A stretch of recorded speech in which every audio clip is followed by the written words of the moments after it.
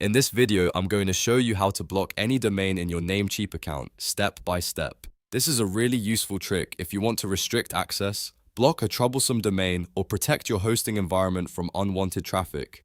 And if you want more simple tutorials like this, make sure to hit the like button and subscribe for more helpful videos. Alright, let's jump right in. The first thing you need to do is log into your Namecheap account. Once you're inside your dashboard, look for the hosting list option. This is where all of your hosting services are displayed, so click on that to continue. Next, you'll see your hosting plan listed. On the same row, click Go to CPanel. This will open the control panel for your hosting account, where you can manage security tools, domains, files, and more.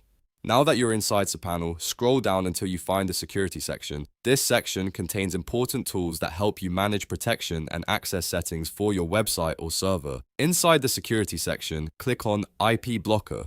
Even though the tool is called IP Blocker, you can also use it to block a domain by entering the domain name in the correct field. When the IP Blocker page opens, you'll see a field labeled IP address/domain. This is where you need to enter the domain name you want to block.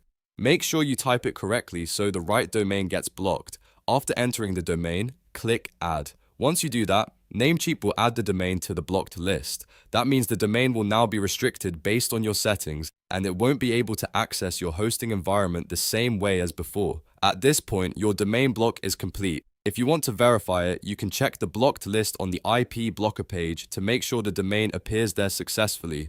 And that's it.